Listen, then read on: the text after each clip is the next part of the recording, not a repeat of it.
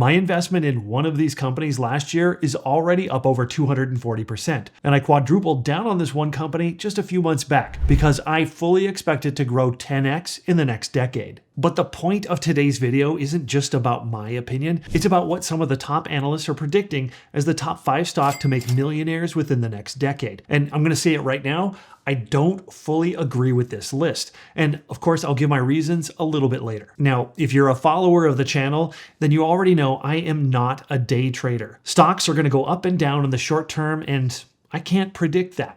But I'm always focused 5 to 10 years out. It's also why it's so important that you understand the growth cycle of technology that I often reference as the roadmap for artificial intelligence, with the first stage being the hardware from semiconductor companies, then the infrastructure companies come next, and the last winners will be the software services. And it just so happens that today's stock are going to cover all 3 of those areas. Now, I am not going to keep you hostage waiting on the list because the true value isn't just sharing the company, it's in the reasons behind why they're going to outperform the market. And some are definitely better than others. And no, I'm not going to get upset if you simply ditch the video after I show you the list. And hey, if you don't want to smash the like button or subscribe, that's your prerogative. I know that the curious and the seasoned investors, well, they're going to want to stick around for the why that these companies are listed and what my opinion is as to whether or not I agree with them being on the list. And those companies are nvidia, Tesla, Meta, Palantir, and CrowdStrike. Now, the last one on the list makes most of us a little bit gun-shy after all the bad press that they had just a couple of months ago from the outage, but I'll tell you how I'm approaching CrowdStrike in the short term to make the most over the long haul. First off, there are a ton of methodologies on how to rate a company, but if a person were to follow many of those investment sites, some of these companies wouldn't have even been on their list just a year ago. And quite honestly, those companies have made me the most money in the past year. So for this video, I'm going to use a lens focusing on rating these companies to most likely 10x your money in 10 years. I'm going to apply some common sense where I rate 3 things, which are number 1, fundamentals, where I look at the revenue and margin growth, assets to liabilities, and the price to earnings ratios. And clearly I'm diving deeper behind the scenes, but I'm not going to show every single detail. And the next key item is market cap. And this is where common sense truly comes into play. If a company has a market cap of $2 trillion, we can't really expect it to grow to $20 trillion within 10 years. Now, could it happen? Sure, maybe. Anything is possible. But common sense should tell us that it is highly unlikely. And the third major item to consider is future potential. This sort of plays on the market cap just a little bit, but this is where we all pull out our crystal balls and we try to think about what the future could look like for this company. And I realize that this last one is extremely subjective, so put as much or as little weight into that as you like. Let's kick it off with the first company that we're going to dig into, and that is nvidia, which a ton of you are immediately going to scream out that that is a total softball start. But it might surprise you that this is one of the companies that I disagree with being on the list. Is nvidia incredible and a large part of my portfolio? Absolutely. I'll continue to buy into it, but not as heavily as many of the others. And when we look at the fundamentals, their cash on hand of $34 billion exceeds the debt of $9.7 billion. But the price to earnings ratio, or PDE ratio, happens to be pretty high at a 60, where the average price to earnings ratio of the S&P 500 happens to be at a 30 today. But when you look at their total revenue jumping over 100% from $13 billion in July 2023 to over $30 billion in 2024, and their gross profit more than doubled at $22 billion, that's extremely impressive. And when we graphically look at the earnings and the revenue, they happen to be making huge gains. And the debt to assets shows a dramatic drop, which is great to see. And the cash flow from the operations down in that lower left chart, well, it definitely took off. These happen to be the reasons why nvidia blew up over 188% in the past year in their stock price. So for fundamentals, I give it a 9 out of 10, only because, well, the PDE shows that the stock price is accounting for a lot of those expected gains. Now let's put on those common sense hats for a second. The market cap for nvidia is the second highest company ever at $3.2 trillion. If that seems like a lot to you, well, it's because it is freakishly high. For context, that's more than the entire GDP, or gross domestic product, for 4 out of the top 10 countries/economies. So in order for nvidia to 10x in 10 years, its market cap would have to grow to $30 trillion. I don't know about you, but my common sense tells me that that is not likely. So I happen to give it a 2 out of 10 when it comes to market cap. Now, the third item to review is the future potential. Now, NVIDIA has over 92% of the data center GPU market, and that is what is driving most of their revenue and their margins. And their new Blackwell chips had been a little bit delayed, but they're now shipping, and they also have extremely huge demand. In fact, NVIDIA has such a commanding lead in this area that there is no way that anyone's catching up to them in the next 5 years, and probably not even in 10 years. And a huge tailwind for NVIDIA happens to be that all the AI providers are competing on creating the best models and the biggest systems. So as some analysts put it, we're only in the first inning of this game. For potential, I give NVIDIA a 10 out of 10. So you're probably asking, why on earth would I disagree with them being on the list? Look, NVIDIA is a stock that I fully recommend to my friends and my family, and I'm going to continue to buy it myself. But I'm not going to double down on it because in the long term, their growth does have some limitations. I'm going to call NVIDIA my cash cow because I know that they're going to have 15 to 20% growth years consistently, at least for the next 5 years. But anything beyond that, well, it's a little bit more questionable. But they're still a great stock in every sense. But hitting 10x in 10 years, well, it has a lot of headwind. My total score for NVIDIA is a 21 out of 30. Now let's cover Meta, which I believe most of you already know that they own Facebook, Instagram, Threads, and WhatsApp, along with being the owners of the Oculus Quest VR headsets. So at a quick glance, Meta has a lot of cash on hand at $58 billion, but their total debt is over half that at $37 billion, and their P/E ratio is at a 30, which happens to be right in line with the S&P 500. And when we take a moment and look at the charts for revenue and earnings, they had a bit of a hiccup in 2022, but it seems like they've really found their path in 2023 and 2024. And their debt to assets level has been increasing, which does hurt them slightly, but not too much. And in the lower left is their cash flow picture, where they have had very strong operational cash flow that has really slowly been increasing over time outside of that odd 2022 spike. With regards to fundamentals, I give Meta a 7. They're consistent and they're healthy, which is great to see. But at the end of the day, they're not the brightest star in the sky. And when we look at Meta's market cap of $1.5 trillion, just like NVIDIA, it's very high. But the P/E does tell us that this is very realistic for the company and its size. But to 10x in 10 years, will it be worth $15 trillion? Once again, I just don't think that's likely. And anything, yes, is possible, but I wouldn't really bank on it. So in that case, I give it a 3 out of 10. As for the future potential, the social media platforms that Meta owns will only grow over time, and their push into VR and their AI models happen to be shaping the future much faster than most other companies. So in this area, I give them an 8 out of 10. For me, I give Meta a total score of 18 out of 30. Some of you may question this selection of analyst stocks, where you may wonder, how are they going to fare in a drawdown? And some have very limited history with a very specific asset class. But there are alternative investments that can support a stock-based portfolio and potentially protect you in case of a stock market downturn. In fact, a Deloitte report estimated last year that one asset class held by ultra high net worth individuals is set to hit almost $2.9 trillion by 2026. That's art and collectibles. Now, today's sponsor, Masterworks, enables anyone to invest in shares of blue chip paintings by artists like Banksy, Basquiat, and Picasso, without needing millions or art expertise themselves. And they've distributed back a total of over $60 million in investor proceeds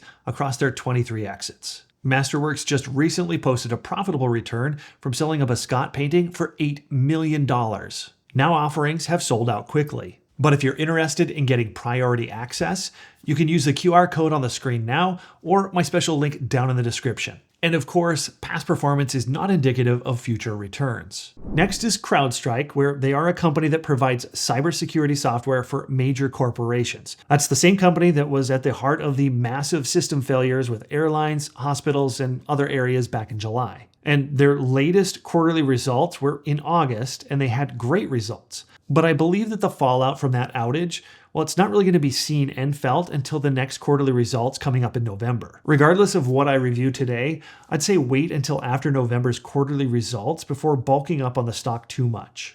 They are bound to have lost some customers and probably had to make some pricing concessions in order to keep some of their existing customers. And surprisingly, they haven't seen any customer lawsuits, well, yet anyways. So let's take a look at the P/E ratio, which is a 428. And yes, that is super high because it's sort of in startup growth mode and the P/E is all out of whack. But their cash to debt is over 4-to-1, which is pretty good. And when you double click the financials, you can see that the revenue and the gross profit in July 2024 had nearly 40% increases over 2023. And when we look at the charts, it's a better picture than Meta on the surface. Revenue, profit, and earnings have all had great growth. And to the right of that is the debt to assets, which is nice to see that it's had very sharp declines. And then in the lower left, operating cash flow is taking off, and the investing and the financing, well, they've been a little bit up and down. From a fundamentals point of view, I give it a 7, which is very solid. There's a lot of things that are happening financially, but their P/E ratio is way out of alignment. Now, when it comes to their market cap, it's $73 billion.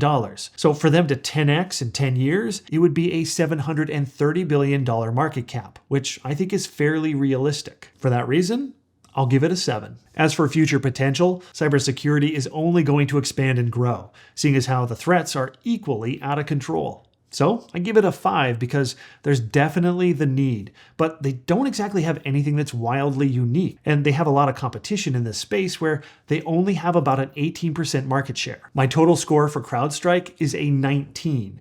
But here's the caveat. I'm pretty conservative in my investments, and my gut tells me that there are probably going to be a few lawsuits from that outage back in July. And I expect that their revenue and their margin is going to drop in the next maybe 1 or 2 quarters as a result of trying to keep some of their existing customers happy. So I'm going to hold back on investing in CrowdStrike until early next year when I can better gauge how they're going to be managing the fallout from that outage.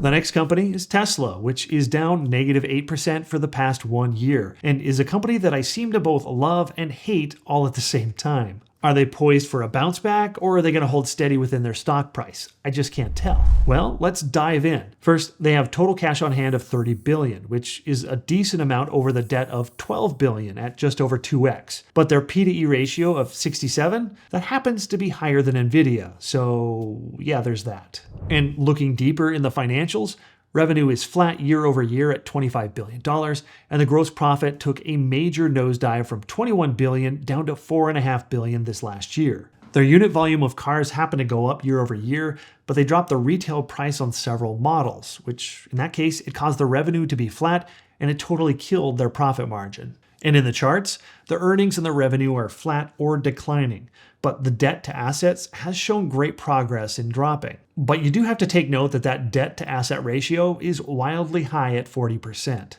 And the cash flow chart is relatively flat or declining, so the story hasn't really given us a lot to work with. So for fundamentals, I'm giving Tesla only a 4 out of 10. The story just isn't one that tells me that they're going to be a 10x company within 10 years. But if they can get their margin and their debt asset ratio under control, that ranking can quickly change in a heartbeat. Now, with regards to market cap, Tesla is at $781 billion, and at 10x, that would put them at $7.8 trillion. I'm sorry, but given their fundamental miss on financials, that just doesn't seem realistic to me. So I'm only going to give them a 3 on market cap. I still see them as a great investment, just not one that's going to 10x my money in 10 years. Now, as for future potential, I believe that the sky is the limit with regards to robotaxis, charging stations, full self-driving, and of course their robotics division of Tesla. But for the past 2 to 3 years, they've been a lot more talk than they have been substance, and that's why I have a love-hate relationship with Tesla. Regardless, for potential, I happen to give them an 8 because I want to believe in the tech that they offer. So when we tally up the scores, this gives Tesla a total of 16, and I know I'll probably get some pushback on that in the comments, but hey, I'm okay with it. Now we'll move on to the company of Palantir, which happens to offer software solutions for large companies to really automate and build AI into their overall infrastructure. When you look into their financials, they happen to have $4 billion in cash, which is very healthy compared to its $258 million in debt. But their P/E ratio of 228 is completely out of alignment from reality. This is where hype happens to be boosting the company a lot more than it probably should, well, at least in the short term. When we peel back the financials further, their total revenue and gross profit made nearly 30% increases from last year. And lower down on the chart, you can see that the free cash flow nearly doubled over last year. And this is why I like looking at charts where we can see that the revenue, earnings, and profit in the upper left showing really nice steady growth. And when we observe the debt to assets, it screams healthy financial management because the debt to asset ratio has sharply decreased and they're doing a really good job. And with cash flow, the investments and the financing are a bit challenged, but the operating cash flow has been steadily increasing over time. For financial fundamentals, I give them a 7 for all those areas that happen to be moving in the right direction and they look very healthy. So in order for them to 10x, that would put them at $920 billion, which is extremely realistic. For that reason, they earn a solid 10. And when it comes to future potential, Palantir doesn't really have any competition that comes anywhere close to the complex level of systems that they offer. Once they can push ahead with marketing and distribution, then they can blow up really fast, really quick. I honestly believe that Palantir could easily fall within a realm of being kind of a hybrid between Oracle and Microsoft. So in this area, I also give them a solid 10. Now, I do want to call out a piece of news that has truly bumped up Palantir's price, and that's that they had moved into the S&P 500. A lot of people expected its price to go up and move, and honestly, it makes sense when you take a step back and you look at it. Just think of all the mutual funds and the ETFs that are specific to the S&P 500 that were then forced to buy into Palantir in order to include them in their fund. As a forcing function, it was bound to drive up the price, at least in the short term. So when we review all of these companies alongside one another, Palantir comes out on top with a 27. And then we go down from there with nvidia at 21, CrowdStrike at 19, Meta at 18, and Tesla at 16. This was a list of companies that analysts list as making millionaires in 2024. So I rank them against my criteria to realistically 10x within 10 years. But at the end of the day, these are all great companies to invest in. But for me personally, I'm doubling down on those that are at the top of this list. And keep in mind, I didn't pick the list, but I did rank them. So let me know what you think of my assessment and whether or not you would have made any different changes. Thanks so much for watching.